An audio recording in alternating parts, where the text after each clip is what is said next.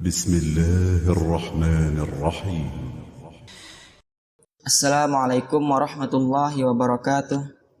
Alhamdulillahilladzi gharaqa syajaratal iman fi qulubil ibadihil akhyar. Wa asyhadu an la ilaha illallah wahdah la syarikalah al-wahidul qahhar al-karim ar-rahim al-ghaffar. Wa asyhadu anna Muhammadan abduhu wa rasuluh al-mustafa al-mukhtar. Allahumma shalli wa sallim ala nabiyyina Muhammad wa ala alihi wa sahbihi bararatil akhyar. Amma ba'du. Jamaah salat subuh Masjid Darul Arqam yang dirahmati Allah. Alhamdulillah dari sekian banyak waktu yang Allah berikan kepada kita untuk beraktivitas, mengisinya dengan peluang amal soleh.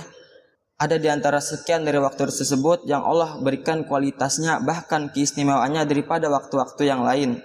Menghadirkan kembali amal soleh, menghadirkan akselerasi diri kita semua, evaluasi diri terhadap kita semua, menjadikan keadaan kita lebih mulia dan tampil lebih baik di hadapan Allah Subhanahu wa Ta'ala.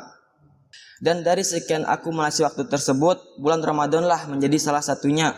Bahkan dijadikan oleh Allah latihan meningkatkan kualitas berkehidupan dalam rangka mengabdikan diri kita kepada Allah yang Maha Pengasih lagi Maha Penyayang, yang telah disediakan oleh Allah, diberikan aturan, diberikan ketentuan, diberikan tata cara pelaksanaannya supaya jelas diketahui serta mudah ditunaikan.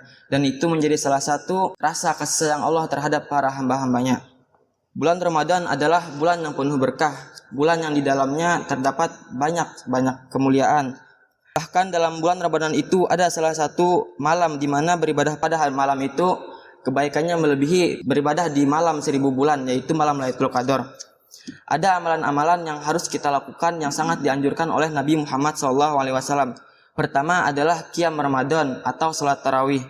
Nabi SAW sangat menganjurkan hamba-hambanya untuk melaksanakan qiyam Ramadan atau salat tarawih.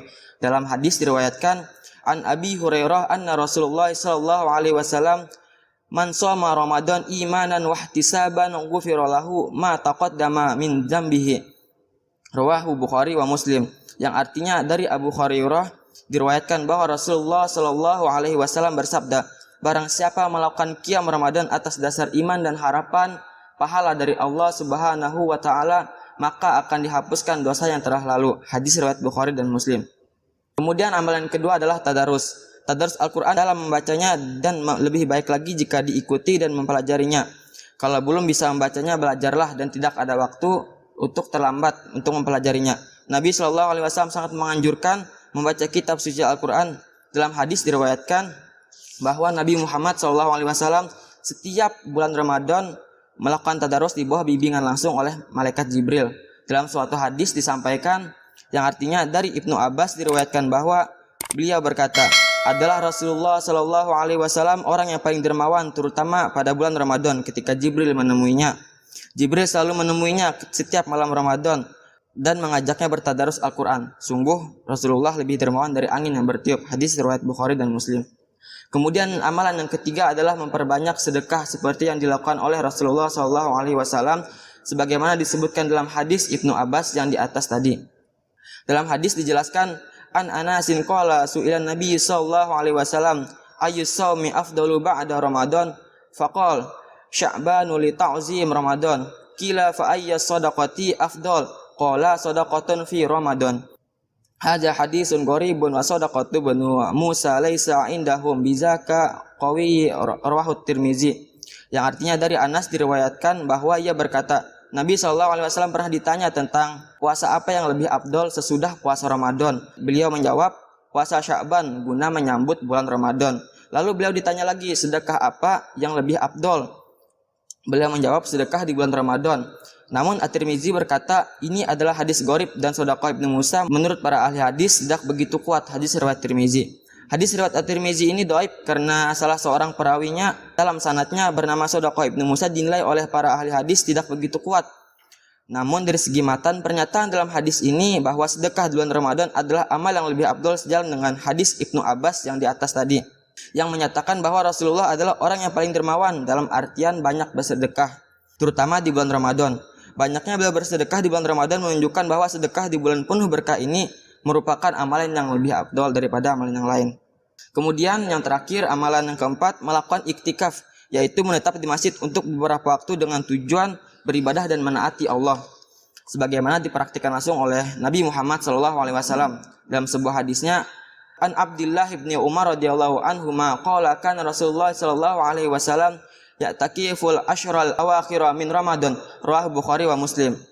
Yang artinya dari Abdullah ibnu Umar radhiyallahu an diriwayatkan bahwa beliau berkata, Rasulullah sallallahu alaihi wasallam beriktikaf di malam 10 hari terakhir dari bulan Ramadan. Hadis riwayat Bukhari dan Muslim. Selain melakukan amal-amalan yang disunatkan tadi, perlu diperhatikan juga bahwa selama Ramadan, orang berpuasa juga dituntut untuk meninggalkan perbuatan-perbuatan terlarang.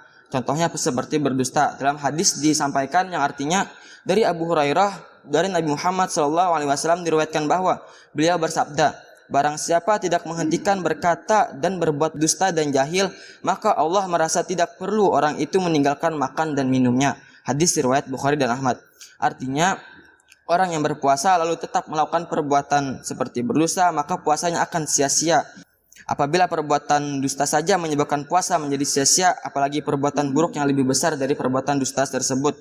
Contohnya seperti menipu, korupsi, mengedarkan narkoba, dan lain sebagainya.